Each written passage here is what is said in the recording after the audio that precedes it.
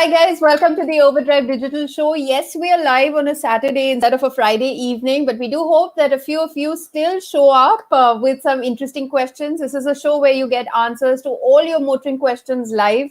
In a few moments from now, Rajesh Jejurikar, Executive Director of the Auto and Farm Sectors Mahindra Group, will join us to chat about the Mahindra XUV700. So you want to watch out, you want to watch our next video with a lot more attention and form your questions. That is, if you haven't already watched the detailed review on our YouTube channel, the XUV700 is a great example of synergies coming together to create a groundbreaking product. From what it packs to the way it's priced, the XUV700 aims to wipe out the competition, but can it really do so? After zillions of spy shots, thousands of kilometers of testing, a last-minute change to the grille and the logo, this finally is the final prototype of the Mahindra XUV700. It replaces the very successful and capable XUV500, but one glance and you know it's an evolution of that car. The XUV700 is longer than the 500, even longer than the Tata Safari. And in terms of the wheelbase, it's grown longer too. In fact, the wheelbase is identical to the Toyota Innova Krista. But the 700 isn't as tall as either of these cars. Couple that with the 18-inch wheels and the XUV700 does appear a bit short and stout compared to the 500. If anything, the approach angle, the ground clearance, the breakover angle, even the departure angle aren't a matter of worry at all, especially for a vehicle that is intended to go off the road. These numbers are really good. If anything, this lower height will help the elderly, the kids have a better ingress and egress. To get into the third row, the only option is to get in from the left-hand side because this is a 60-40 split. The bigger side doesn't tumble. If it does, it will hit against the rear AC vents, and that's the reason why this mechanism has been designed in this way. Now you get a simple one-touch tumble for the 40 side. That's on the left-hand side, and that is how you get in. I think this is good enough only for kids, not to my liking at all. I have about this much knee room, but I really can't move my legs or feet at all. It's quite cramped. It's only for kids. With the third row up, the boot space is only good enough for a couple of backpacks like the outgoing XUV500. The second row feels nice and roomy. Of course, the panoramic roof certainly adds to that airy feel. The bright upholstery also helps, but it is actually a lot of space in the second row. You also sit a little tall. In fact, look where my shoulder is and look where the window line is. That gives you that elevated feel in the second row as well. But there is plenty of space. For example, the driver's seat is not set to my preference. It is set all the way backward, and still I have plenty of knee room in here. Foot space is quite good too. Under thigh support is nice. I would have liked slightly better bolstering here. The squabs could have been slightly taller, but then again, for maybe shorter passengers, it would have been a little bit of a problem. So I'm not really complaining. Taller passengers shouldn't have a problem either. Headroom is excellent. View outside of the window is quite nice. Even for kids, the view outside of the window is going to be quite good. It gets floor-mounted AC vents, and while the third row blowers are extremely noisy even at the lowest setting, the overall cabin cooling is excellent. Of course, you can set the driver's seat to your preference using a very Mercedes-Benz-like door-mounted control. You also have 3 memory settings for it. And speaking of Mercedes-Benz, you have this S-Class or GLS-inspired twin-screen setup. It also sits a bit high, so getting a good view is not a problem at all. Getting a good glance is not a problem at all when you're driving. The instrumentation is easy to read, has 3 layouts to choose from, and can display navigation directions as well. I quite like how they've laid out the entire instrumentation and infotainment. It looks quite nice. The colors used are nice and sober. Everything is very easy to read, much easier than all the other infotainment systems that we've seen from Mahindra till date. You have 360-degree cameras on this system. You also get the dynamic guidelines for the reversing camera. However, there is a bit of a lag when all this feed is being displayed.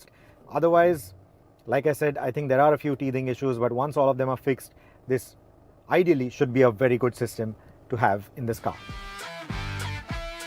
There are connected technologies on board as well with an embedded SIM. And in that never-ending race, the XUV700 boasts of 60+ features, including the ability to install apps like Zomato, for example, if you want to search for restaurants while on a road trip. quite cool. Back to the cabin, it's got perforated upholstery, but you do not get ventilated seats, at least not as of now in the variant that we are testing. The overall fit and finish feels quite good. In fact, I like the layout of the dashboard. I like the fit and finish of the materials here. Yes, it's not the best quality. It's not the most upmarket materials that you can buy, but nothing really feels too low rent. Everything is nicely put together. And what I really like is, compared to the outgoing XUV700, this one feels a lot more premium. As you may have already noticed, we are at a test facility. Now, this is Mahindra's new test facility in Chennai. It's built by the same people who did the Natrax. Now, for starters, the visibility is excellent. Like before, you still get those little arches that you can see in the bonnet, the sculpting that you can see in the bonnet. So that gives you a good idea of where the front corners of the car are. Moving to the engines, of course. So you can have the base variant, which is the MX variant, with a 155 PS 2.2 litre M-Hawk diesel engine. It's very similar to the engine that you have in the XUV700. The higher trims, the AX variants, now they get their name from the Adrenox tech, which is all this fancy hardware that you see in the cabin, all the fancy electronics, the radar systems, etc. So those AX trims can be had with the higher spec 185 PS 2.2 litre diesel engine. Again, it's the M-Hawk family. And it easily outclasses the 2-litre multijet, the Fiat engine that we've seen in the rivals. If you don't need that practicality, if the power, the performance figures, that's the only criteria that matters to you, then it's the petrol engine, the 200 PS 2-litre M Stallion engine. The beauty is, unlike the diesels, this 200 PS engine in this particular tune can be had in the base MX variants as well. And you can also have it in the top of the line variants. So if you think about it, this is the most economically priced 200 PS car out there. More than a 200 PS car, it feels like a 380 Newton meter engine car. That's the kind of torque it has, and it delivers it from a very low RPM range as well. And it shows. If you're not measured with the throttle, you will often see that traction control light lighting up on that instrumentation. Come out of a corner, get on the gas very early, and you will see that traction control lighting up. You can feel that wheel spin happening. So if those kind of things put a smile on your face, then yeah, this does feel like a 200 horsepower car. And if you were to choose it with the automatic transmission, well, this is a lovely, lovely Aisin gearbox. We've loved Aisin gearboxes in the past with Mahindra engines, and now it's just taken it to a whole new level. The steering still feels very light even at high speeds. It's got that little bit of a floaty feel to it, which the diesel nicely irons out when you move into the zoom mode. It nicely gains weight on the steering, and the car feels a lot more manageable, a lot more in control. It doesn't feel as floaty. Of course, there are a plethora of electronic systems to make sure that things really don't go out of control, but in terms of that feel, it has that floaty feel still, and I think the petrol should definitely get these driving modes, at least to give you a slightly better steering response. As for the steering, well, in the other modes or in its default mode on the petrol, it feels conveniently light for city use. People are going to love it. All 4 discs are standard across the range, irrespective of the MX, AX variants that you choose. You get 4 discs, and the braking is really good. On the automatics, again, the gearbox impresses further with excellent engine braking response. So that is again something to look forward to. Another big talking point is the ADAS system, which uses cameras and radars from the industry-leading Mobileye, and these are tailor-made for India. If I had to sum up that design, I would say that I'm glad that they have not gone overboard with cuts and creases. I'm also glad they have not gone overboard with a lot of chrome. There's nothing too shouty in terms of the bling or the chrome. The only shouty bit, of course, is the main design itself, but I think it's a nice evolution of the XUV700's design. A lot of people have loved that design, and this is now a more refined version of it. Now, it also has that new logo. I don't know, there are too many opinions about it. Call it whatever you may. To us, it looks like a butterfly, and we would like to go with that because it feels like Mahindra is breaking that cocoon, the cocoon of being restricted by pricing, restricted by technology. All that cocoon, it's just breaking away from, and it's showing itself in a very new light, a light where it says that, you know, it is a global product, it is so today, and at the same time, it is so India. And that's I think, the biggest compliment that I can give this XUV700. I think Mahindra has got another winner on their hands.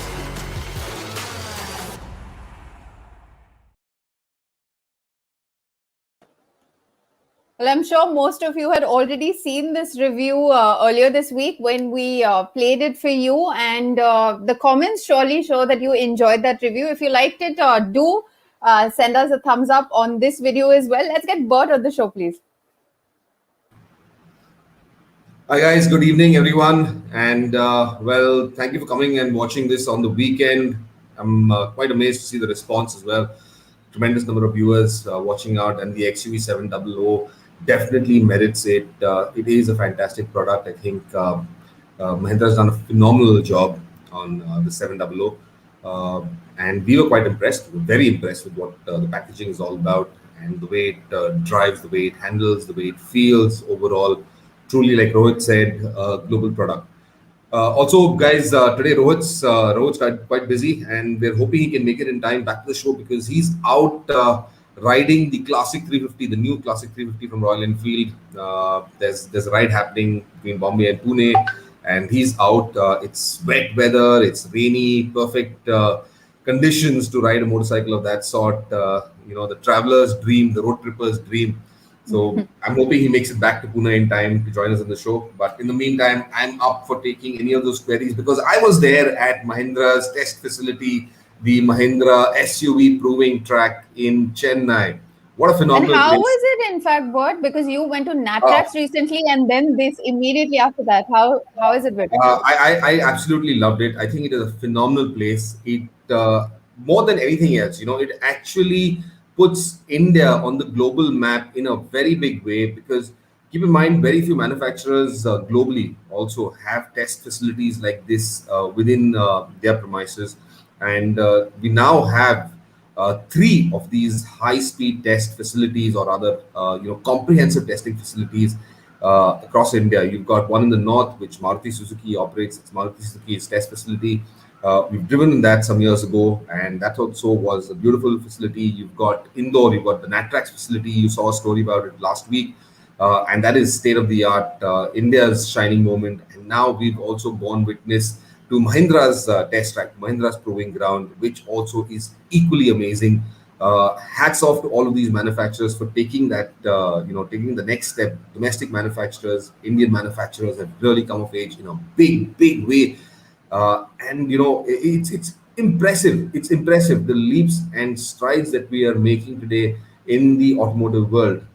It's not just the products, but also the development facilities that we're putting forward. It's all up there compared to anything else in the world. Also, the design board, that is the first thing that we saw pictures and videos of it, but you saw it in metal. What do you think of the car, the design? Well, the design is. I'll give Mahindra this much. It looks imposing. It's got presence, and like every other Mahindra that they've ever come out with before as well, it's got tremendous presence. It's noticeable. It's in your face. I love those the color schemes. The paint jobs on these are absolutely upmarket.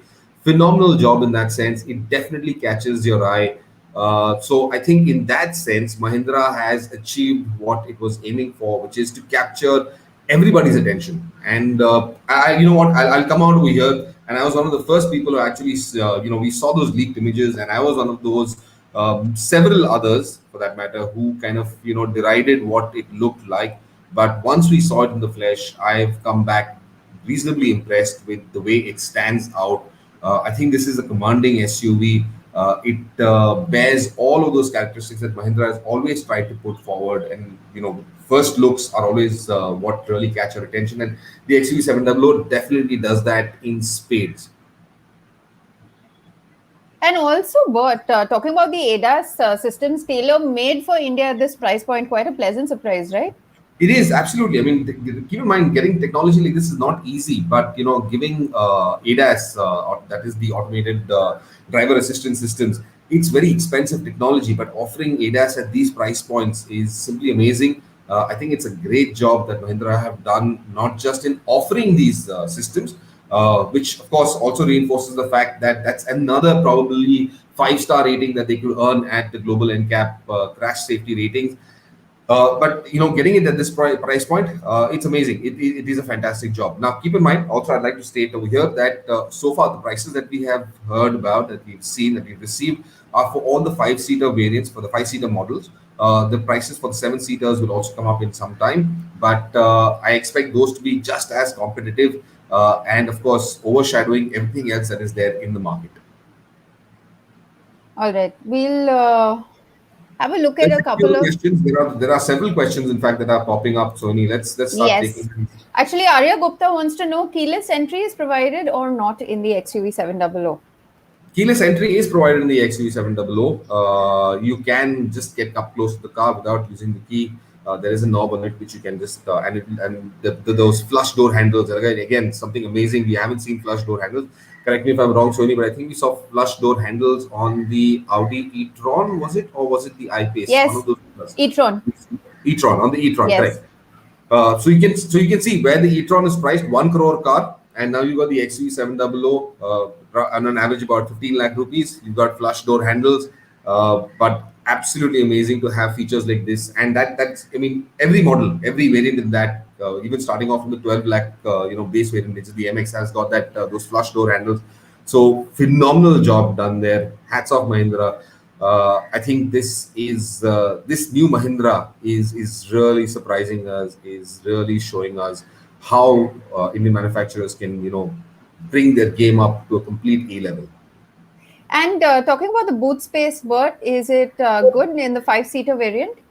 Yes, Suresh, the boot space, you've got about 1260 liters of boot space without the third row. That comes down to about somewhere around 300 liters, if I remember it correct, about 270 to 80. 200 liters.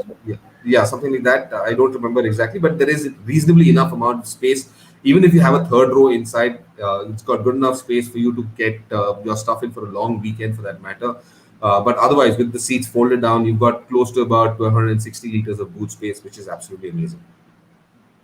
All right. Arvinda wants to know that do you have ABS, EBD, TCS, BA available in the MX variant? Arvind, I'll have to go back to the feature list. I don't remember it offhand. What I do know is that even the base MX variant comes with significant safety features on it. What exactly, you will have to go to the website and check that out. We've got the entire specification list. Whatever details have been shared with us, it's on the website on overdrive.in. All I can tell you that there is a comprehensive list of features available even on the MX variant. Topeswar wants to know, is there an AMT variant? No, he's written ATM, but I'm assuming he's writing AMT. AMT, yeah. Well, Topeswar, I don't think so. An AMT would not work with the 2-liter engine. That's just too much of torque for an AMT to be managed on it. What is there is a standard torque converter or automatic gearbox, like Rohit said, that comes from ISIN. In the top of the line, the diesel automatic variant, you also get the all-wheel drive powertrain. Now that's a Borg Warner transfer case. Then that effectively also works and gives it. I wouldn't recommend going hardcore off-road with it, but you certainly can get dirt trails, somewhere slightly sticky situations. That's where the all-wheel drive system really comes into its own. The other bigger advantage, of course, is that it gives in all-wheel drive, you get phenomenal dynamics because the torque is distributed between all 4 wheels. So the dynamics improve considerably. It's far more dynamic car to drive, whether it's in the twisties, on slippery conditions, wet weather conditions, winter conditions. It will be much nicer, a lot more fun to drive. All right. But Vikas wants to know, when are the official bookings going to start and deliveries begin? Bookings will have begun. Because bookings will begin very, very shortly. Deliveries, however, we still, this is a question that I would put up to Rajesh Jejurikar, and sometimes if you stick on, we've got Rajesh Jejurikar, who is going to be on the show a little later in about another 10-15 minutes. We will get him on the show as well. So you can put up all these questions as well. We will ask him this. I'll just make a note of it, in fact, and post this question to him. He's the best person to answer what the demand schedule is going to be, what the supply schedule is going to be like. All right, here's a question from Falguni Das. He wants to know, don't you think that a 6-seater for this one would be more practical as well? He knows that the 7-seater and a middle bench seat is definitely more practical. Well, again, Falguni, this is a question I'm going to put up to Rajesh also. While we know that there is a 5 and a 7-seater option for sure, Whether a six-seater would also be available and be offered to consumers is something I think should definitely be done. It will, however, increase the price considerably. I wouldn't say considerably, but it will definitely increase the price. But I do think there is merit in having a six-seater option as well. It will also be a lot more practical in that sense, in the sense that you would get a little more space, breathing space inside the cabin. But let me put this question forward to Rajesh Jejurikar and let him come up with let him tell us what their plan is with the XUV700. Harshit Shetty wants to know, did you guys get to experience the AX5 variant and how is it different from the AX7? Harshit, we didn't get to drive the AX5. All the cars that were there on the drive, the Independence, the Freedom Drive that Mahindra organized in Chennai were all AX7 variants. That's the top of the line variants. But again, the differences between these two effectively are just the feature lists that's there. You get the AX5 though.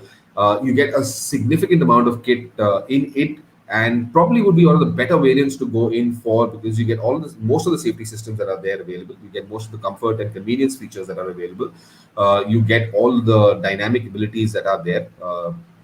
Probably what you get additionally in the AX7, I'll need to, again, like I mentioned earlier, you might need to get see the feature list a little more thoroughly. I just don't recollect this exactly right now, what the mix is like. But ADAS probably is what will be restricted to the AX7 variant. All right, both you've driven the Safari as well. So we have a question here from S the Great. Ride quality, which is better, the Safari or the XUV700? S the Great. Tough question to answer. Which is better, the Safari or the XUV700? Okay, let me address it like this. Let me tell you, the Safari brings a very, very plush ride quality to that segment. Okay, it's comfortable, yes, and it feels extremely plush. But what the XUV700 felt to me was a far more firmer, very European style of ride quality.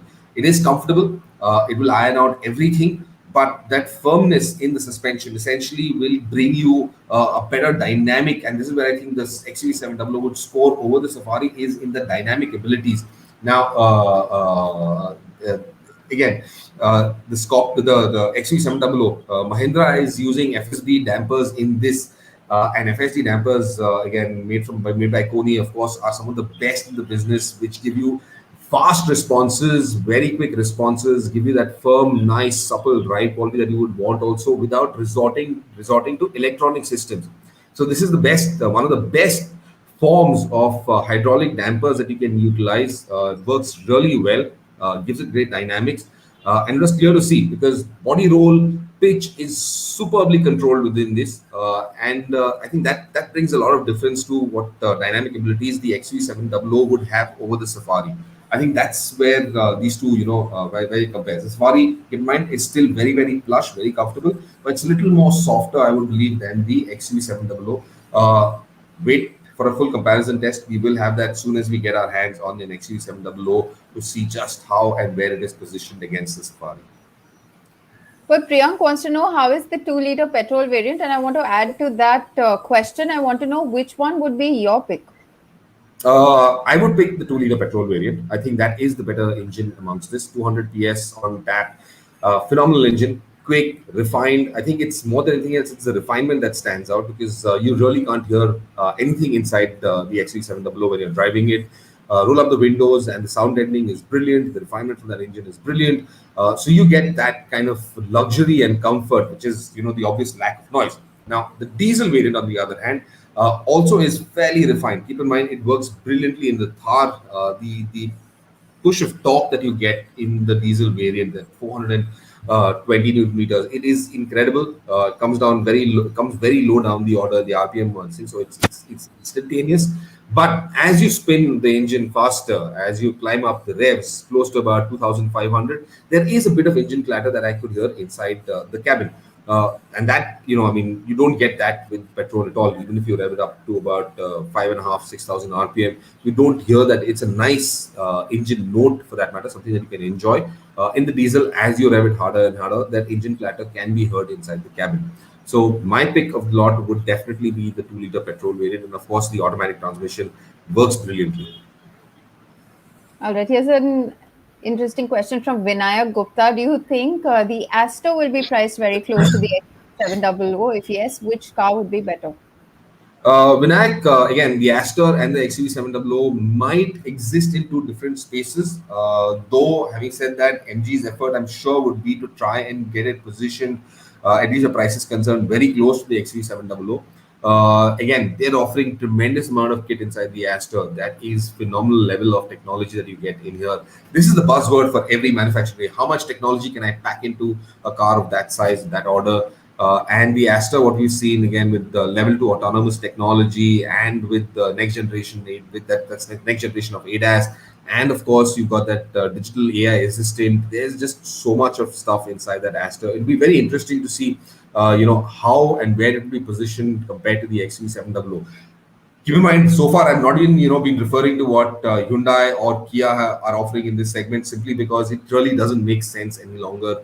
To if you're looking for the Kia kind of styling or the Hyundai kind of refinement that you get, probably yes, but it'll be one hell of a comparison test between all of these SUVs.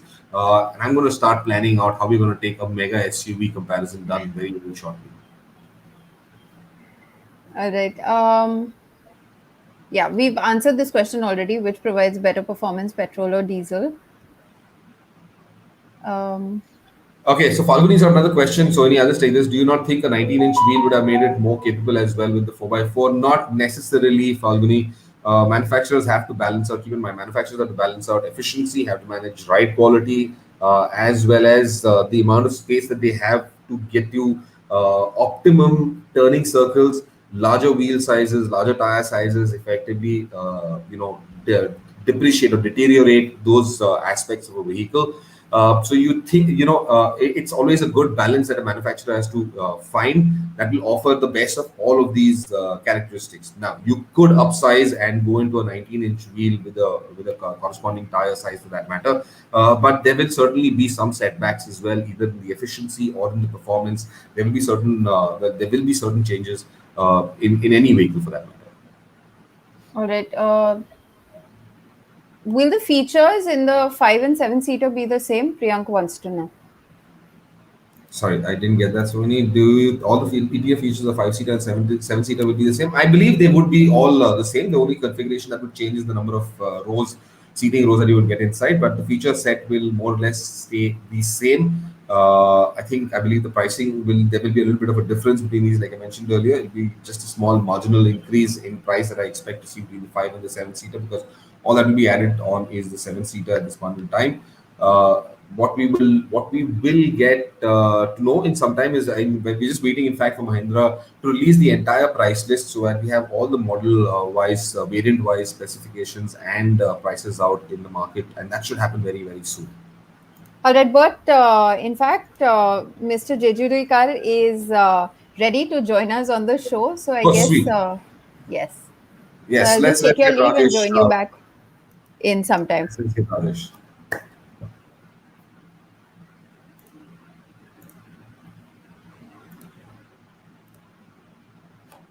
Good evening, Rajesh. Wonderful to see you again. Wonderful to see you again.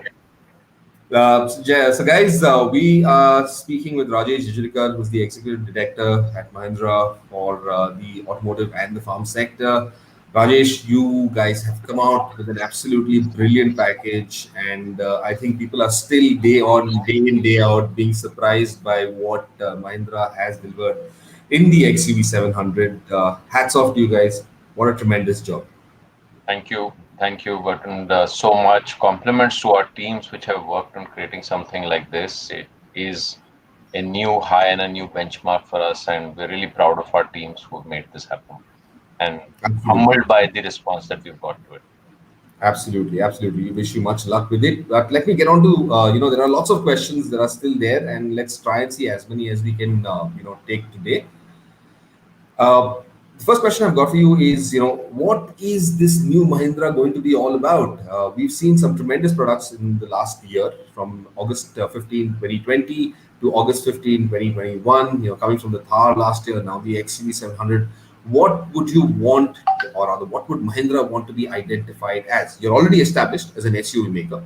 But going forward, what is the imagery that you want to build to complement, or should I say, to elevate the brand? Yeah, thanks, Bertrand. And that's a very, very important question as a key part of our strategy. As we've been saying, this is not just a product launch, but rather a brand transformation exercise. And when we say that, you know, we understand that our heritage is SUVs. We are known to be SUV players, and we have a significant presence in that space. We believe that we needed to sharpen that focus, elevate the brand further, make it more aspirational. And that's exactly what we are focusing on doing at the moment. The reveal of the new logo, which is the SUV logo, is a part of that endeavor of brand transformation.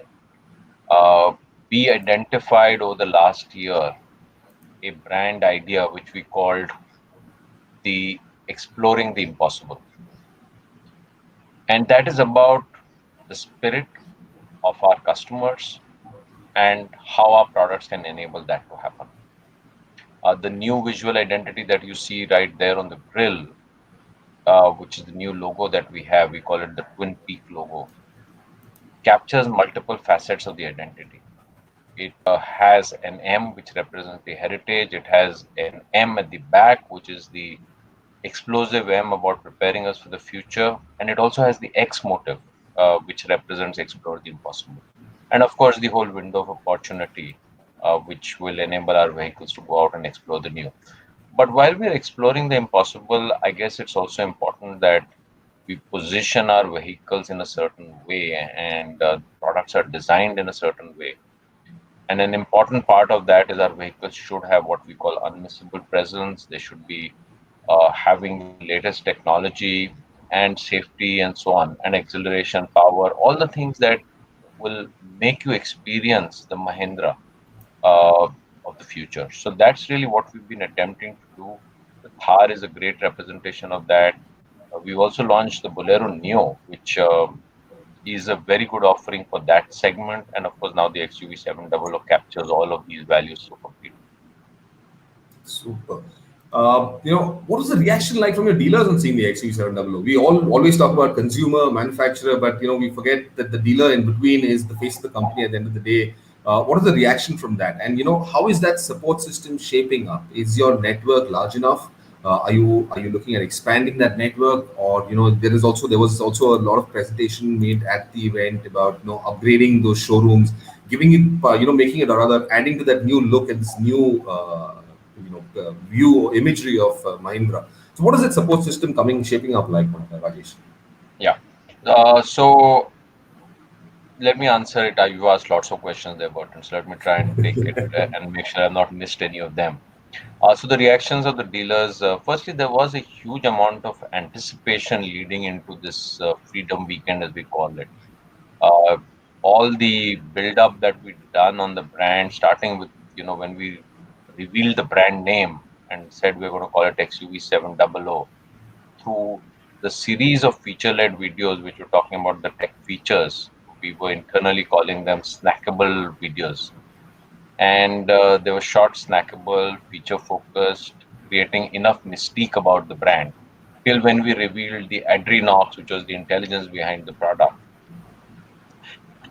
leading right into the 14th of August. So the that all of that created a lot of excitement with dealers. Proof of the pudding for dealers is not just how they feel, but also the response that they are getting from their target customers. And our dealers are already seeing a very, very good response through this whole process of the step-by-step reveals that happened with unveiling the brand name XUV700 sometime back. So that was the step one, and dealers were in a heightened stage of anticipation. When they saw the product we showed it actually to them one day before we unveiled it in the same event at Chennai, and they were absolutely wowed. And that for us is very reassuring because actually that was the first time we put the product out to a larger number of people in a setup like that. Of course, we've done clinics and all of that, but really to put it out there, have them drive it, that kind of made us feel we are on the right path. There was a huge amount of anticipation and excitement, and obviously post all of the Freedom Weekend, dealers are very buoyant and very positive with everything, including the pricing. We are working on transforming the brand identity, but not really going to change any of the interiors of the showroom. They're all very good and recently been done up. It's really bringing the new logo out there with the new brand look. And I think your last question was, do we really need to expand our network a lot? Not Yes. really. We have a strong network, and we believe we are by and large ready. Maybe there may be a gap in a couple of cities here or there, but nothing significant to be done on that front. But a lot of work we're trying to do to prepare our dealers to sell a product with such advanced features to customers who will be very demanding, will be information seeking. And I would think that's really the big preparation that we need to do, moving into the next stage of launches. Right. You mentioned Adrenox, and that was one of the big plays that Mahindra has got coming out, the connected technology suite that you have developed for the XUV700. My question to you would be about Adrenox essentially. Now, this is, it's a big part of your new journey. But will, Adrenox be the connected technology standard across the model range henceforth? And will this be integrated into the Thar also at some point in time? Yeah, that's a great question, Bertrand. And much as I would want to say yes at this stage to that, I don't think I can. And we have to be able to segment and say what's going to go where at what price points. Uh, but as we think about the future, obviously customers of the future are going to expect more and more such technologies, connected intelligence, so on and so forth.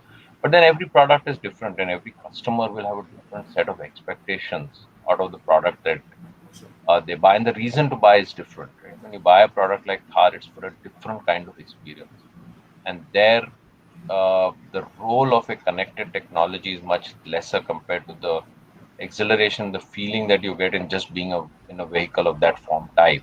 So we also have to be very calibrated around what customers really expect, so that we are able to fine tune our offering and not give everybody exactly the same. So I would say we have to calibrate the right things for the right segment, not give everybody everything and not give everybody the same thing. Okay. So you're in the process of elevating your existing product line. First, you got the new Thar, then you got the new Bolero Neo, you got the XUV700. In the near future, you will have the new Scorpio and the XUV300, and either followed up or alongside, you will also have the new EV. There's a massive product portfolio coming up, but these are all product pipelines that were already existing within Mahindra as well. When do we see an entirely new product line? Are there any gaps that you believe can be filled still? Is there a pet project that you're working on, or so should I say an ambition that you have to fill up a particular need? Yeah, that's very well articulated, Bertrand, and I'm glad you framed the question as, is there a particular need? And we strongly come from the context of saying we have to create products which either create needs or fulfill needs. And sometimes it's not always about fulfilling a need, because our role as manufacturers and marketeers is also to create needs and get customers to experience products and enjoy products which they may not have visualized that they really need. So it's also about creating needs. And I think Thar is an example of that. It's an example of some of the needs being met, but also around and fulfilling and also creating new needs of customers. And that's what we would do. We would want to create disruptive products which are category creating and not just fulfilling existing needs. Okay, I'm coming to another question about there's a big challenge that everybody is facing, all the OEMs facing for that matter, and it's a big question. It's also coming up from a lot of consumers, potential consumers, people who are very interested in the XV700. It's the demand positive, supply negative concern. There is undoubtedly tremendous demand given the pricing, positioning, the way the vehicle, the way the XUV700 is being positioned, given its various strengths. But what are you doing to ensure supply isn't affected in this environment? Because we do know there are tremendous challenges on manufacturers, a lot of stresses as well. How do you, effectively intend to make sure that supply chain isn't affected? Yeah. But and this is something that I've used this analogy before, and I may sound a little repetitive, but I'm going to play that back again. It's like COVID, right? Now we all live around the uncertainty of COVID, and yet we've all come back and tried to bring our lives as much back to normalcy as we can. Sometimes you take two steps in front, then you take one step behind. You have a setback, you deal with it. There are highs and lows, but we're all learning to live in a world of uncertainty. We're all living in a world where not many things that we thought were controllable are always controllable. So, we have to hence say that how are we going to manage, adapt, and adjust in an environment of this kind? And unfortunately, there is no black and white answer. There is, I mean, people, I'm sure Bertrand ask you this question often, will there be a wave three? And the reality is nobody knows. And if yes, nobody knows how bad it will be or how serious it will be. But we've all started making our moves out, getting around, starting to travel a little bit, and hoping that we'll be able to see that through. So I'm giving you a little roundabout answer to say that it is a world of uncertainty. There is no 0-1 answer, and we are doing our best to navigate our ways through it. Fair enough. Fair enough. I think we only expect that, yes, we will. Of course, everyone is adapting to the conditions as they are. And I guess it's only fair enough to ask consumers also to kind of manage this and, go with the flow more than anything else. These are very uncertain times. These are some of the strangest times we've ever found ourselves in. Yeah, Uh, but yeah, we will take them on one day at a time, I guess. yeah, absolutely. Uh, so Rajesh, will the XUV700, go overseas, tapping into the markets where you already have a presence? You now have, of course, you had it with the Thar as well, but you've now got another globally ready product. So what is the kind of plan around going overseas with the XUV700 as well? Yeah, so certainly we would like to do that, but and like you said, it is a product which is a world standard product. I mean, it is no way lacks global readiness. The key question is going to be the timing. We do expect very good demand in the Indian domestic market. And we would, I think, step one really say how do we go around fulfilling that before we really start venturing and opening up newer markets. So again, it's going to be a bit of a wait and watch. We haven't got around to getting Thar out of the country at all because of the huge demand in the domestic market. So we will have to wait and watch for the right and appropriate time. All right. I'll take a few questions from the viewers as well. There was a question that came up about the booking schedules. Of course, deliveries you've answered already. We've approached that, but the bookings for the XUV700, and of course the prices, because right now we have announced prices for the five-seater variants. Going ahead, seven-seater variants, those prices still have to come out as well. What's the scheduling on? What's the timeline getting all of these prices and variants out in the market, Rajesh? Yeah. We haven't, like you said, Bertrand, announced any of our schedule going forward. We will soon. It will be a combination of when do we open bookings, what will be the nature of that process, prices of the variants we haven't announced, and also then the likely start of delivery dates. So this is the next step, and we are preparing ourselves to come back with a point of view on that. We will come back to the point. All right. Another question. We've seen the seven-seater variant. That's what we drove. We haven't seen the five, but is there a six-seater variant as well within this entire mix with captain seats in the middle row? What's the kind of seating configurations that you're looking at with the XUV700? So it's a seven seater, 5 and 7, not six. So no six at all. All right, fair enough. Let me just quickly run through a couple more questions for you.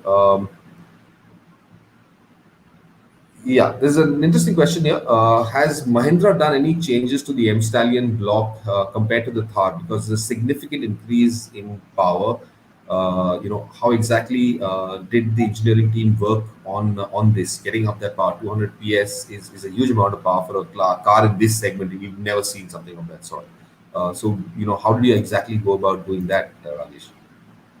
I'm sure we can't answer that question in a forum like this, Bertrand, but they're different vehicles, right? The weights are Yes. different. The way you tune them for performance is different. So we really must give credit to our powertrain teams to have created this amazing offering out of the same engine system or block as the Stallion. All right, sweet. I'm just going to, there's one small request also that I would have, and I'm going to be picking out some of the best queries from today after this show is done. And I think it'll be a great time to actually ask you. That's a lovely shirt you're wearing there, the XUV700 with the logo on it. And if possible, would Mahindra be open to kind of actually giving out a couple of these shirts, to some of the viewers out there, people who would love to wear that brand as well, and enjoy what the XUV700 represents. Very clearly, yes. Super. So, guys out there, today's questions, you're not going to get just the annual subscription to the OVERDRIVE Digital issue, but let me get you a couple of those shirts as well from Mahindra. The XUV700, wear it with a lot of pride. It is one of India's best made cars today. And I think fantastic moment, Rajesh. Thank you for being with us this evening and spending this time. Have a lovely weekend. As always, I enjoyed being here with you, Bert. So thank you thank you the audience for some excellent questions. We learn out of your questions. We really value them and appreciate them. So thank you so much. Most welcome. See you soon, Rajesh. Bye-bye. See you. Bye. Yeah. So there you go, guys. We had a wonderful session with Rajesh this evening. Back again, and do keep those queries coming in. I'm still going to try and answer as many of them because let me face it, today there's a tremendous amount of queries that are coming in. It's actually getting a little tough to scroll through and find out everything there is. A lot of it is about the features. Nitin Joshua wants to know, will ventilated seats, auto dimming, IRBM come in an upper edition for XUV700? Nitin, we still don't have the entire configuration. Like Rajesh said, they have not announced the entire configuration lists of between the XUV700, the 5-seater, the 7-seater, the various variants, the pricing. So let's just be a little more patient, and those details will come out very, very shortly. You can also take a look at Mahindra's website in the meantime for the XUV700, or refer to OVERDRIVE's website as well, where we'll have all of this information coming your way. There was another question I noticed here from someone who says, should I buy the Jeep, the Compass, if I'm not mistaken, rather than the XUV700? And I'm not going to tell you that question. I'm not going to answer that question directly right now. I'm not certain who posted that query. I'm not able to find it in that list of questions. But I'll tell you this much: the XUV700 has effectively put every other OEM. There it goes. Vinayak,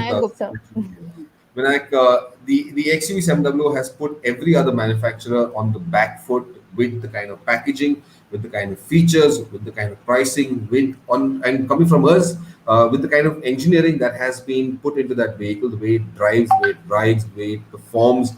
All of these have been top hat for that matter. So yes, every other OEM will have been put on the back foot. They would. I'm going to tell you that much. I mean, whether it actually makes sense, I'm going to wait till we actually do a proper comparison test between all of these. But keep in mind, right now, there isn't an SUV in the market in that price band, in that segment, that gives you 200 PS of max power with the kind of performance, with the kind of space, with the kind of seating configurations and the features. There isn't anything where the XUV700 exists. So I hope that answers your question.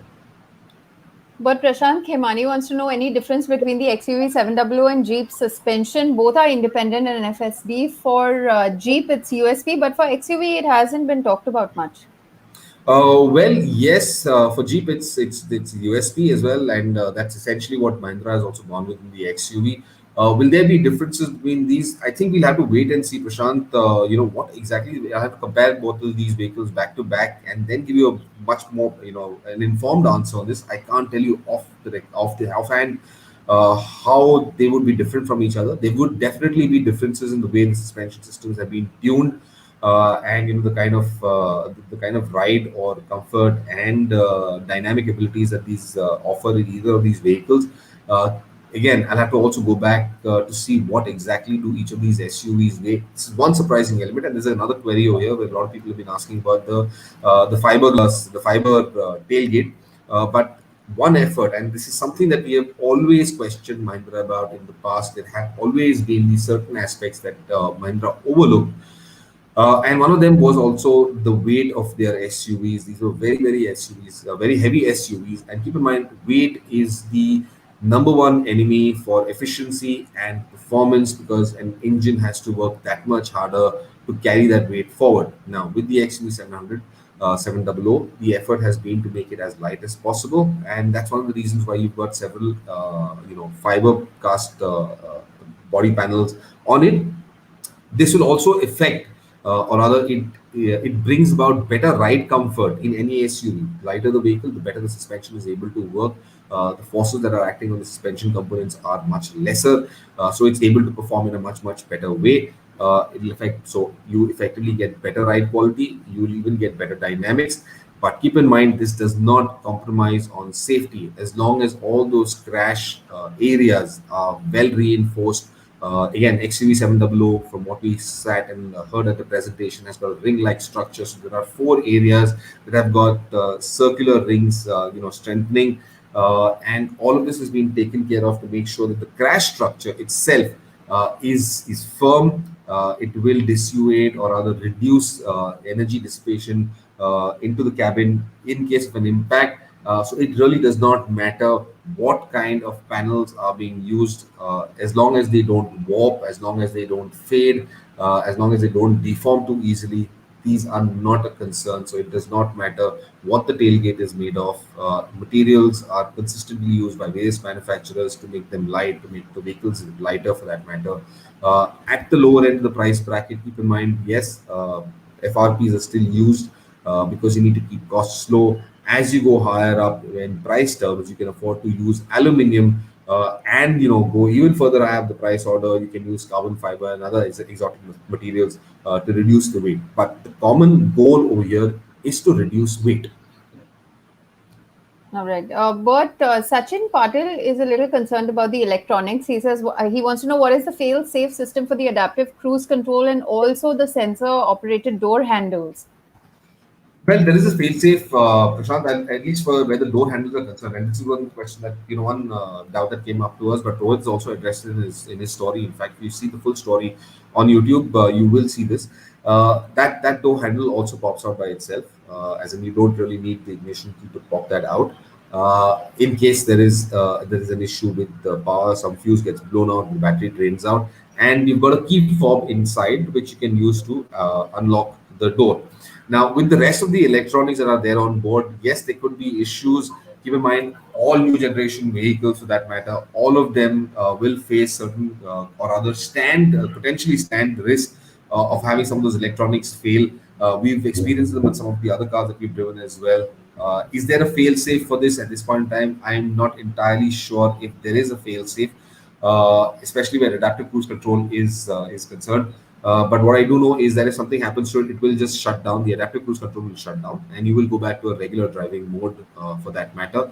How effective and how well does it work? Well, let me try and see if I can do this on the expressway or in actual road conditions and understand. Now, what I did or what I experienced while driving it on the road was certain levels of it that came into play. Effectively, you feel the vibration on the steering wheel when you're trying to do the lane assist, the lane change maneuver without indicating, or if there is some other vehicle in your blind spot, the steering wheel gave you that feedback.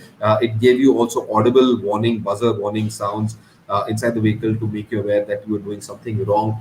So there are all of these measures in place. I would only expect that if something goes wrong, all of these will shut down. It will be left up to you to manage all of these concerns. But we have a question here from Siddharth. Is it true that the rear tailgate of the XUV700 is made of some sort of fiber material? If yes, why did Mahindra do this? Also, how will this affect the safety rating? So now I just answered this. In fact, it really does not matter what material is used. The effort was essentially to get the weight and keep the weight low, which I believe is about 1600 kilos, somewhere thereabouts. The curb weight is somewhere about 1600 to 1700 kilos. And that is tremendously tough to get a vehicle of that size, that order, to stay well within that. Most other SUVs otherwise are almost tipping the 2-ton weight mark. At least the ones as large that look and feel as large as the XUV700 for that matter. So it's commendable that Mahindra have worked hard on keeping that weight low. And yes, the only way to do this is, of course, by using lightweight materials in the crash structures, using lightweight materials in body panels, using lightweight materials in the engine as well. This does this affect its safety ratings or the safety parameters that are required in a vehicle of this order? Absolutely not. As long as the engineering is sound, as long as the crash structure is reinforced properly, the engineering is sound. There will be nothing that will affect the safety rating. Considering that it has 5 stars, the XUV700 does not have 5 stars as yet. Keep that in mind. Some of the previous vehicles do have that, but not the XV7W. Once it goes in for its global NCAP crash testing, then possibly let's see what kind of a rating it gets. But I don't foresee it getting. It should certainly be very very high up the order where its crash safety rating is concerned. All right, and one more question: is this the death knell for the Safari? Ashutosh, very hard to say. Keep in mind, Tata Motors also has got a very, very big fan following in the country. The Safari also is an absolutely brilliant vehicle. If you go back to our YouTube channel, you will see the comparison there between the Safari and the Alcazar conducted by Simran, and the Safari won that comparison test. Not an easy job to to show off the Alcazar, but or a Hyundai product for that matter. But the Safari has done that. It is a tremendously well-made product. It is a tremendously well-engineered product. Has got the right set of characteristics. It's got the right set of features to make it a very appealing and a very convincing buy for anybody. So yes, the Safari will be around. Make no mistake. The Safari will be around. A lot of other products will be around. But yes, the XV700 definitely grabs a lot of the spotlight away from several of these other products. A full comparison test, of course, in the future will tell us exactly where each of these SUVs stand vis-a-vis each other.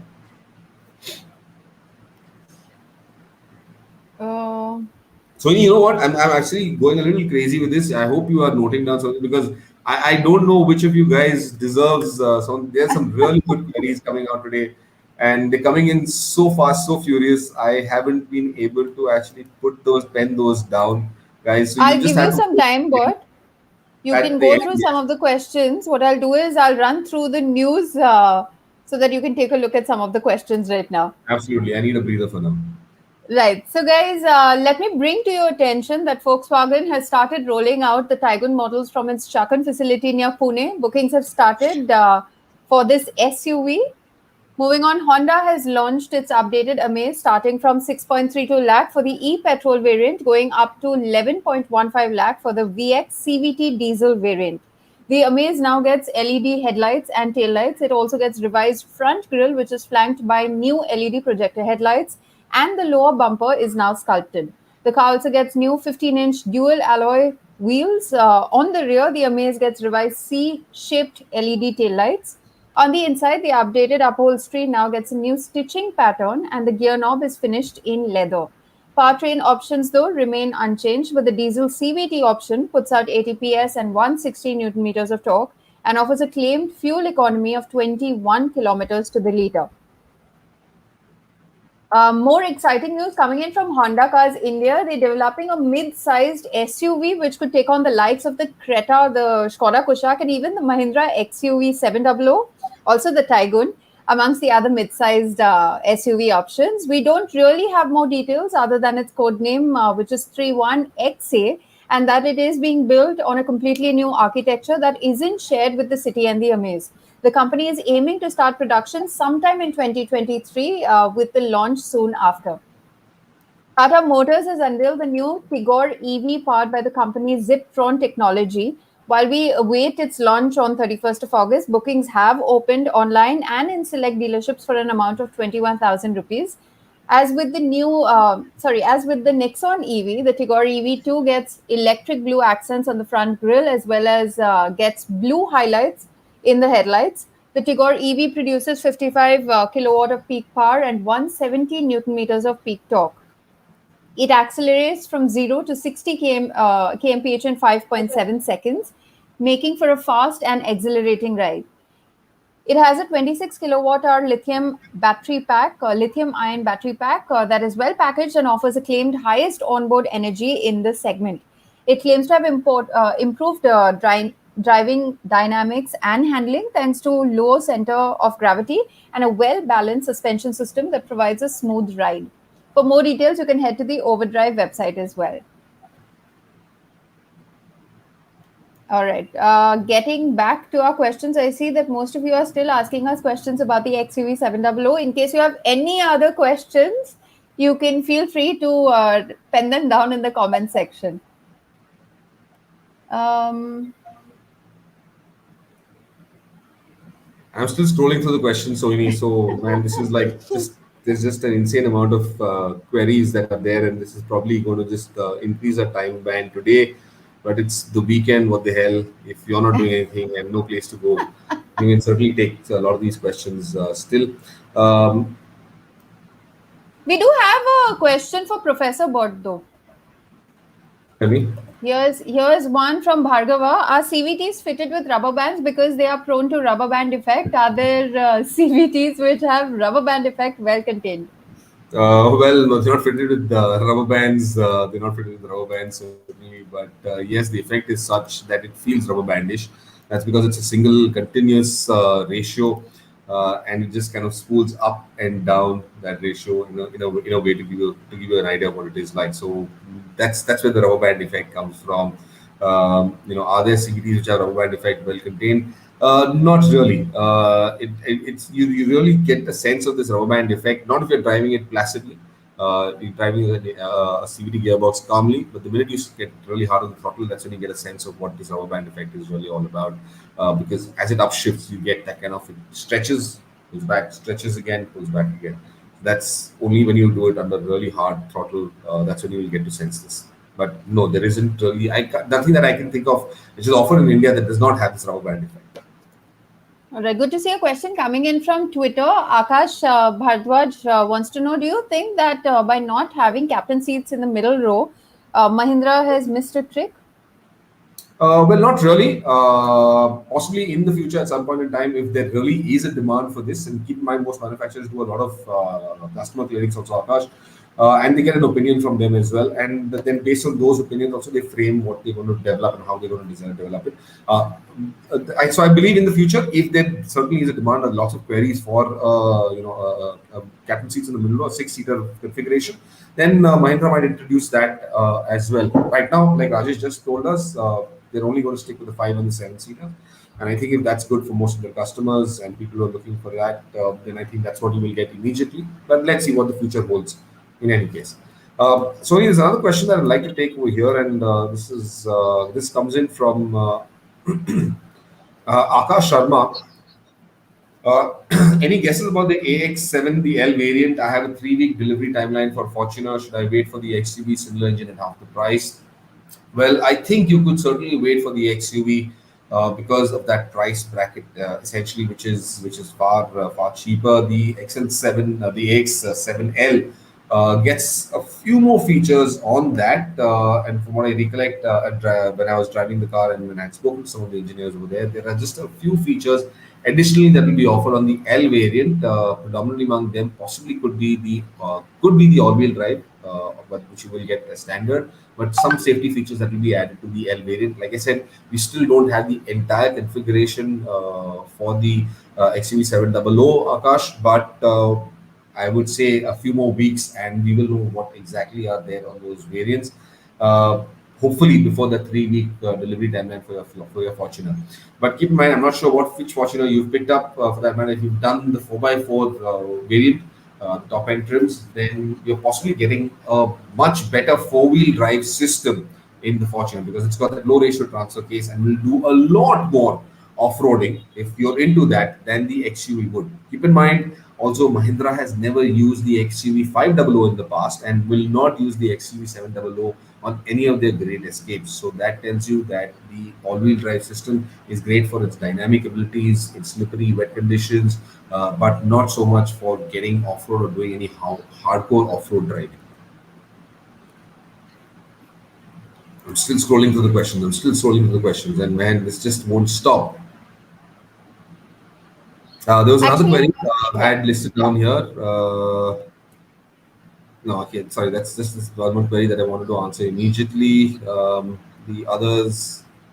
So there's another question by Skynet, who's asking us why there wasn't a single MX variant or AX5 variant covered by journalists during the launch event. Well, it usually happens, the way it happens, Skynet, is that every manufacturer wants to put their best foot forward and provide us with the best variant or the one that's got everything that we can experience, which becomes sometimes also becomes a lot for us because there just isn't enough time to go through all of the features that are there. Now, just to give you, I mean, case in point, the XUV700, there's just so much of stuff packed into Adrenox. There's just tons and tons of features within it. Mahindra claims there are about 60 features, unique features in that Adrenox system, which is more than what any other manufacturer offers you. But having to go through all of that for us, I mean, a day is not enough. I would recommend, I mean, for even an owner for that matter, it would take you at least a month, if not more, to figure out all of these features, to understand where they reside, how to execute them, how to reach them for that matter. This is also a challenge with most manufacturers because as these systems come up, they get a lot more complicated. The interfaces get a lot more complicated. It's very difficult to simplify these. Either way, manufacturers definitely want to give you what they offer as their top trims, and that's why we all drove the AX7 variants and not the MX or the AX5. Most manufacturers don't keep their base variants or even the mid-level variants on any of these test drives. But here's a question from Kapil Das. He wants to know, do you think that ADAS Level 2 will be mainstream in budget category soon? Well, MG is bringing it in the Aster. So yes, it's only a matter of time before ADAS with the level 2 autonomous technology will come down to the more affordable segments. Now, we're seeing it in the Creta, Seltos, XUV, and of course the Aster segment. We're seeing in this compact SUV segment. It's only a matter of time before other manufacturers also adopt the same practices and offer it in their cars as well. And sometime later, probably a year from now or a year and a half, max 2 years, I think we will also see this percolate down to segments even below this, possibly the sedans for that matter, or even the sedans like the Honda City or the Ciaz, maybe in those segments, and maybe even in the subcompact SUV segments where the Brezza and the SUVs of that order reside. All right, we'll take a very short break from the questions because Mahindra XUV700 wasn't the only vehicle that was launched on Independence Day. We also had two electric scooters that were showcased, which were launched, in fact, from Bengaluru. Let's talk about the Ola Electric. It's the latest entrant in the premium EV scooter space, which till date is being ruled by the Ather 450X. On India's Independence Day, they launched the Ola S1 at 1 lakh rupees. That's an ex-showroom price inclusive of the FAME 2 subsidy, but excluding the state subsidy. We're eagerly looking forward to riding this motorcycle or even get you a walk-around video. Unfortunately, we weren't able to do so. But here's all you need to know about that scooter.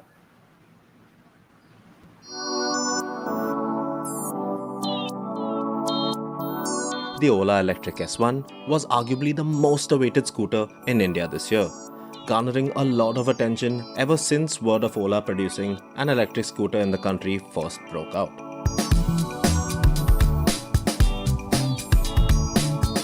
Now, Ola has previously claimed that the scooter managed to rack up over 1 lakh reservations from across the country in the first 24 hours of it being open to bookings earlier this July. And on August 15th this year, the company finally lifted the covers of its first electric offering for the country and launched the scooter in two variants, the S1 and the S1 Pro, both of which come packed with an absurdly long list of features and some insanely attractive price tags to match. On the exterior front, the S1 looks very clean, curvaceous, and rather simplistic in terms of its design, but it still manages to look really attractive with all those smooth flowing panels and lines. The LED light setup looks very neat, and those alloys definitely add a touch of class to it all. The S1 is available in satin, matte and glossy paint finishes with 5 color options, while the higher spec Pro variant can be had in 5 additional paint color options. Housing a mid-drive motor that produces 8.5 kW of power, Ola's first electric offering definitely won't be deemed a slouch. Both the S1 and the S1 Pro get the same motor with an identical output figure, but are configured slightly differently and hence will vary in terms of performance and top speed. Now the S1 weighs just 121 kgs and Ola claimed that it's capable of going from 0 to 40 kmph in 3.6 seconds and has a top speed of 90 km per hour. The higher spec S1 Pro, on the other hand, weighs in at 125 kgs and is quicker at managing a run from 0 to 40 in 3 seconds flat. And the top speed here is a good 115 km per hour. Now, while the S1 gets two ride modes, normal and sport, the S1 Pro gets an additional hyper ride mode in addition to the other two. Now both the S1 and the S1 Pro variants come with an insanely long list of features, like the big 7-inch TFT display with a ton of widgets, Bluetooth and GPS connectivity, proximity lock, anti-theft alert, geofencing, onboard navigation, remote battery alerts, live tracking, and reverse mode, to name a few. The S1 Pro also gets the additional features of a voice assistant, hill hold, and cruise control. The Ola S1 and the S1 Pro scooters come with non-removable batteries, and both vary in terms of their capacity. Now, while the S1 gets a 2.89 kilowatt battery, the S1 Pro gets a larger 3.5 kilowatt hour battery. Ola claims that the S1 is capable of covering a range of 121 kilometers on a single full charge, which is astounding, while the S1 Pro is capable of going 60 kilometers further than that once fully juiced up. In terms of range alone, the S1 dwarfs each and every other electric scooter currently out in the market today, aside from the Simple Energy 1 that was also launched on August 15th this year. Now both the Ola variants come with a 750 watt portable home charger, which allows the S1 to a complete charge from naught in 4 hours 48 minutes, while it'll take the S1 Pro 6 hours and 30 minutes to come to a complete top up. And at a cost of almost 1 lakh pan-India for the S1 and rupees 1,30,000 for the higher spec S1 Pro, both electric scooter variants appear to be spot on with their pricing. Now, the prices mentioned in this list are ex-showroom and include the FAME subsidy. However, the prices will still drop further and vary depending on the EV subsidies that are specific to each Indian state. The company has already announced that it is nearing completion of its massive scooter factory in Tamil Nadu, which will be capable of producing 2 million units annually. And the company aimed to begin deliveries of its scooter by October 2021. The Ola S1 will be delivered and serviced at customers' homes, and reservations for servicing can be scheduled online. The S1 and the S1 Pro will be available for purchase from September 8th later this year, and up till that point in time, the scooter can be booked for just Rs 499.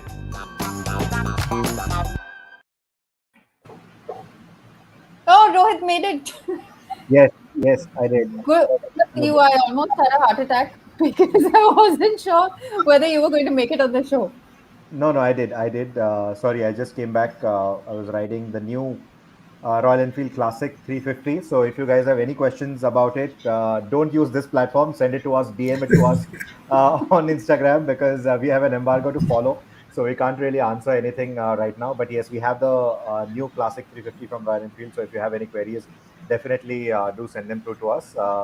And we will, make sure that most of them are answered in our review. And the embargo lifts on the 1st of September. So definitely stay tuned to Overdrive. Subscribe to all our channels if you haven't already, so that you're notified as when the videos are up, as and when the review is up on Overdrive today. Anyway, so coming to the motorcycle news, I believe that you guys just saw our small presentation on the Ola scooter, the Ola electric scooter, much awaited. On the same day, we had another scooter launch in the same pin code. It was the Simple Energy. And that scooter seems to be making all the news at the moment. A first look of this scooter is already up on Overdrive, so definitely do check it out on our YouTube channel as well. And this one seems to be really, knocking the numbers out of the park at least. It's got a 4.8 kilowatt hour battery pack, but more importantly, it's got a 72 Newton meter motor power. It claims a phenomenal range of 236 kilometers. I mean, neither Ola nor Ather are claiming those kind of figures, so that's a phenomenal claim. and I think it looks quite great as well. In its own way, it's got some angular design cues like what we've seen on the Ather as well. It's not as conventional as what the Ola looks like, on the other hand. But yeah, it certainly looks promising. But again, it's another startup. We have heard such big claims, such big numbers, some compelling products from startups, in the past. But that wait never seems to end, right? They've never really made it to the market, or at least we haven't, heard of them after doing the first rides or the first look. So I really hope that this simple energy scooter does come out, and it's a very promising product. And if it really delivers on that 236-kilometer range, I think it's going to be phenomenal. But at the same time, this is not a four-wheeler. This is not a long distance vehicle. So I don't know, you guys let us know, what do you feel about these kind of long range scooters. Of course, it makes a lot of sense because you don't have to charge these scooters every now and then. It's also got a removable battery. In fact, it comes with two battery packs. One is a removable battery pack, the other is a fixed battery pack, and they're also going to have a fast charger network, where I'm guessing it's 2.5 kilometers per minute charging time. So interesting numbers there. But I really hope that these are just not theoretical figures, and this vehicle is just not a concept, and it actually comes out into the open and they launch it. On the other hand, the Ola seems to be a more finished product already. Like you just heard, it's going to come out on the 8th of September. They've already announced pricings. There are two variants to choose from. There's the S1 and the S1 Pro, and the pricing is anywhere between 94,000 rupees to 1,27,000 rupees, depending on the subsidies, depending on which state you're buying them in. The Ather, on the other hand, I recently came to know that the prices have actually gone up for the Ather. And at least in Maharashtra, they are not doing the FAME 2 subsidies at all, because they still don't have clarity on the procedure that needs to be followed to get these subsidies for the pricing. There's absolutely no clarity on that. So yeah, that's primarily the motorcycle news. Back to you, Sohini. Am I missing out on anything apart from the two big electric scooters? You are Honda CB200X. Oh yes, oh yes. I'm so sorry. How can I miss out on that? So yes, on earlier this week, Honda finally brought out the CB200X. Like you remember, we talked about it last week as well, and there was a lot of speculation about what's going to be called. But we are bang on with our specifications. We told you it's going to be powered by the same 184cc engine as the Hornet. It is based on the Hornet platform as well. And the pricing, it's about 1.44 lakh ex showroom, so that translates to about 1.75 to 1.8 lakh rupees on road, depending on which city you are in. And clearly, it looks like a nice docile tourer. It has got styling inspired from the CB500X. And if you don't need that kind of power, if you're okay with the 200cc or the 184cc engine, or the 200cc power range, I think this should be a good motorcycle, because the Hornet again left us impressed with the way it handles, the way that engine behaves, the kind of grip those tires offer. The overall package was really nice. The fit and finish was really good, and I'm guessing all these things will hold true for this motorcycle as well. Now, despite what you see on the screen, of course, it's not an off-road motorcycle. It is more of an adventure tourer, a road tourer at that. And if you're really looking at shopping in this particular space, and if you think that the X Pulse is a bit too hardcore for you, and you don't want, maybe something like the Himalayan, then I think the CB200X could actually make a lot of sense. But that's just my viewpoint right now, looking at the specs and looking at the way the motorcycle looks. We're yet to ride that bike. So once we do, we'll certainly have a more detailed review and a more detailed perspective on this particular vehicle. So definitely do stay tuned. We don't know when we are going to be riding this motorcycle. Typically, all the new Hondas that have been launched in the market, there is a bit of a delay between the time they actually launch it and the media vehicles are handed out. So I'm still waiting to hear from them. Hopefully, by September, we should have a review of this motorcycle. Right. Rohit, we also have Vespa's 75th anniversary limited edition scooter launched. Yes, in fact, I missed out on that. But if I'm not wrong, the vehicle was shown at the Auto Expo. I'm not very sure. I may be wrong, so please don't hold me to that. But yes, the 75th anniversary edition has been launched in the country. We are hoping that around the same time they'll also make an announcement about the RS 660 and the 210 660. though still no concrete timelines on that, though we know that the vehicles have landed here. But yes, they are following the roadmap that they told us. So the 75th anniversary edition is here. The SR125 is already here as well. So now what remains to be seen is when the RS660 and the 20660 come out. So the vehicles, the 75th anniversary edition is available. You can look at the pricing already. The 125cc variant is at 1.26 lakh rupees ex showroom, whereas the 150cc variant is priced at rupees 1.39 lakh ex showroom. If you want a more detailed explanation on what is new in the 75th anniversary, definitely do head over to overdrive.in. You will have a lot of images there of the vehicle that you can take a look at. All right. And one more thing, Rohit, what is very interesting is that, the EV space is the hottest space right now with scooters as well. So Bharat Forge has announced that they will be entering the EV space with Torque Motors. Yes, in fact, that has been the biggest, sort of discussion behind the scenes, that Torque, who made it so big, in terms of the concept, and made it to the news. There was investment coming in from Ratan Tata as well. So there was quite a bit of news, and then, there was literally no product to show. Because there are a lot of new startups that have come, already shown products. Some of them have already launched into the market. But what Torque still has an opportunity with is that they are going to be launching a motorcycle. What they've developed is a motorcycle, whereas everyone else seems to be doing scooters. Revolt seems to be the only one who has gone to the market with a decent motorcycle that's doing decent numbers. And then there are the others like Kabira Mobility, or many other small startups who are either bringing in kits from China or repurposing existing chassis and bodyworks with battery packs in them and electric powertrains in them. Whereas Torque definitely shows a lot of promise. Of course, Torque also started off with something similar, where we saw a Yamaha FZ chassis being used as the basis of their motorcycle. But then there was also news that they were doing their bespoke chassis, a completely new motor setup, completely new battery setup as well, compared to the concepts that had been spoken of earlier. So all that, hopefully will now see light of day, because Bharat Forge has made that announcement. They will be entering the market with Torque, and I really hope that they do this, because Torque has some really good legacy. They did us proud at the Isle of Man as well. So we really hope that their product is ready, their product is reliable, and it actually hits the market very soon. So let's hope that happens, and all the best to Torque and Bharat Forge for this endeavor. All right. Rohit, all right, Bert's back as well. So I guess we'll get back to all of our Yes, questions. there's like still so many questions coming in, Sony. I'm going to take a few more of those just now. But one Yeah. sec, but before we get into that, Okay. Rohit, we have a question: is the Ola Electric value for money?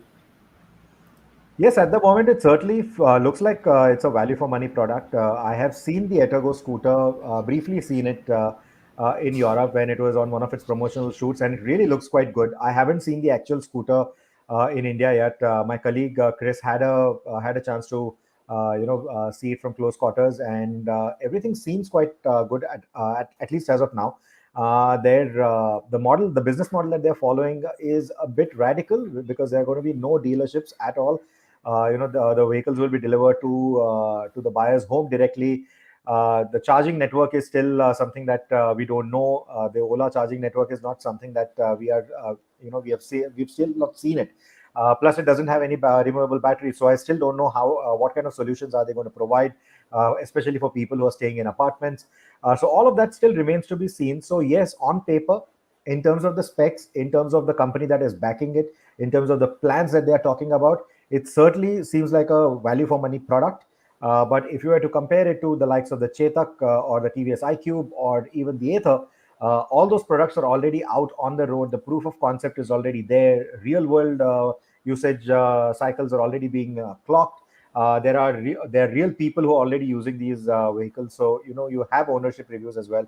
Whereas Ola, apart from announcing numbers and apart from announcing dates, there is nothing else that we've really seen. So yes, on paper it is value for money, but it's high time that we now actually see the scooter on the road. We actually test ride it, because even during the launch, we were given strict instructions that our colleagues cannot get close to the vehicle. They cannot shoot it from close angles. No close-ups of the vehicle can be shown anywhere. They provided us with a B-roll. That was the only thing that we could share with you guys. So when a company starts putting so many restrictions on the product on the day of launch itself, it does raise a few questions. So till I see the product, till I actually ride the product, till I test ride it, I don't know how we are going to proceed with this. In fact, I am one of the guys who was one of the first guys to book the scooter when the bookings were announced. But the launch has happened. Apart from a simple message that the launch has happened, I have absolutely no communication from the company on what happens with my booking now. When can I expect delivery? Is Maharashtra on the map? When can I get the vehicle delivered? When do I make the color choices? Nothing. There has been no communication whatsoever. So that is what leaves me with a doubt about the whole business model, at least as of now. Because if at this stage itself, there is no point of contact for me, I don't know what's going to happen once you actually get the scooter. How do you get it serviced? Where do you go if you have to have any human interaction for the scooter? Where do you do it? There are no touch points at all. So yeah, there are a few of these niggles that will need to be addressed, that will need to be answered, and only then we'll be able to say that yes, it is actually a value for money product. But until then, it's only on paper that it looks like a very compelling product, but we've still not seen the product. All right. So we have a lot of questions coming in still about the XUV, but are there any ones in particular that you want to go for? Yes, I'll just go quickly through those. We've already taken Akash Sharma's question, but Sunil Prasad asks us, why did Mahindra not include the hands-free sparking to the XUV when they are offering ADAS features? Again, Sunil, there's a lot of compromises that manufacturers have to make as to how much and what all they could offer. There are still a lot of features additionally, not just the hands-free parking that they could have offered, but this will only elevate the price. And it's a question that they would have asked themselves: should we take the price higher or offer it where it is right now? Perhaps in the future they might offer hands-free parking as well, the automated parking system. But let's just wait and watch what response or what features come in additionally on the XUV700. Another question. I mean, there's a lot of discussion happening between Sunil Prasad and Akash Sharma, and all these questions about whether the block of the XUV700, the M Stallion, was good enough, not good enough, capable enough to take all of the talk and yeah, there's one point I'd like to make over here, guys, both to Sunil and to Akash also, is that you also need to look at the thermodynamic efficiencies of these engines, what they're intended to do, what kind of purpose are they're supposed to fulfill. And in the case of the Thar, the kind of power and torque outputs that are there were more than enough for a vehicle of that size and that order. Given the XUV is a heavier vehicle and will carry higher payloads also for that matter, you needed the additional power, torque, and power, and that's essentially where that tweaking has happened. There wouldn't be any changes to the block, like we saw at Auto Expo also, and I think Akash also mentioned that aluminium block that we saw over there. Those were effectively to keep the engine lighter, to make it lighter, so that it was better performing as well. So lots of, yes, there have been certain changes between the Thar's motor and what you get in the same, but these largely come in from the way the ECU manages or other outputs that kind of power and torque. So these are where the tweaks exist. Bhargav M has a question: why don't most DCTs come with naturally aspirated engines, and why don't most torque converters get paddle except for luxury cars in C5, Acros, Hyundai, Alcazar, Toyota, Fortuner? Again, all of this is down to the pricing, Bhargav. Why don't most DCTs come with naturally aspirated engines? Not necessarily that they have to come with turbocharged engines alone. They can also be offered with naturally aspirated engines. But when you put it with a naturally aspirated engine, you're essentially increasing the price for a naturally aspirated powered vehicle. And it's a question of, again, whether you want to put the price point higher for any engines or not. With a turbocharged engine, the price anyways goes up. Adding a DCT on that also makes, really doesn't really affect it that much. Similarly, torque converters also increase the price points for a lot of where you get paddles behind the steering wheel. They also increase the price point. So luxury cars, again, people can afford them. C5 Across, Hyundai Alcazar. Hyundai has done a great job by doing this. Toyota Fortuner, same thing. I mean, it's a question of price. How much are you willing to pay or not? Another question from Surjashish Mukherjee. Professor Bird, what's the difference in all-wheel drive and 4x4? Okay, very simply to put it, all-wheel drive works best for road conditions because it manages torque between individual wheels individual wheels, whether it's in the front axle or on the rear axle, right or left side of the car. All-wheel drive systems work with electronic controls in place, so they're able to manage torque and essentially distribute torque to the wheel, specific wheel that requires them. So if you're going on a right-hand corner, how much of torque is required to the right side wheels and tires compared to what is required on the left side, so that they're spinning as per to give it the right amount of stability. Now, all-wheel drive in the 4x4 for that matter, what you need essentially is it's more of a off-road based system for that matter, where it locks up the front and the rear axle, the wheels on the front and the rear axle, so that all of them are spinning at the same speed with maximum torque distribution to all of those four, so that they can get out of a sticky situation. Now, these are largely the differences, of the simplest way that I can explain it to you, the difference between the all-wheel drive and the 4x4 system. There are lots of explanations online also for that matter. You can certainly go online, search for these. But yes, they are complicated, or rather, they're fairly complex to understand for that matter, because there are lots of differences between these. Certainly not enough time for me to explain all of these differences to you on this. But just keep in mind, all-wheel drive systems, ideal for road biased vehicles. So you can use them in sedans, you can use them in SUVs also for that matter, you can use them in hatchbacks, a variety of cars for that matter. But 4x4 essentially is only required for vehicles that are predominantly designed to go off-road, to do hardcore off-roading for that matter. If you climb mountains, climb big boulders, climb very slushy areas, that's when you need a proper low ratio transfer case 4x4 system.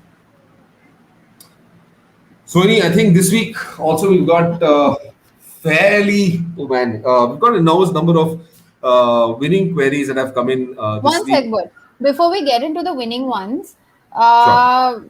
Falguni still has a question about scooters. He says that he's booked the simple one, but has got an offer from a friend for the Ather, which he has driven for 400 kilometers till now. Need guidance from you, as it's not an immediate need, so he can wait. Well, that's Falguni. That's for you to decide. I can't really, take that decision for you because the Ather's already there. The scooter's already there. Simple. It's still not here. We don't know. Like I just said, it's a startup. They've not still said. There is no concrete plan on exactly when it will hit the market. Yeah, they have mentioned a few timelines, but looking at my past experience with a lot of these startups, including the other Bangalore-based startup Ultraviolet, which showed us a very promising motorcycle, said that it was going to be here in about a year, and it's been almost 2 years now, but we still don't have the vehicle here. So I really can't say. If you want it, go ahead, get it. The Ather is already there. You can have it. The network is already established, so you can start using that scooter right away. Let's put it that way. Whereas for the simple one, you'll have to wait till the vehicle actually comes out, and I really can't say when that is going to be. So it's a call that you have to take. But there was a question about the e-tron and the EQC as well. Would you want to take that? Yeah, sure. Which one would you recommend? Is it worth investing in a car close to 1 crore rupees at this stage, considering the EV infrastructures? So, my very interesting question: is it worth investing in an EV at this point in time? Well, if you have access, let me put it this way: if you have access to charging infrastructure in and around your home, your place of work, or places you intend to go, then certainly go in for an EV. But yes, these are expensive vehicles at the end of the day, whether it's the e-tron or the EQC. They're very expensive vehicles. It's worth investing that kind of money at this point in time. I would recommend that you wait for a little longer if you're not in a rush to go in for an EV.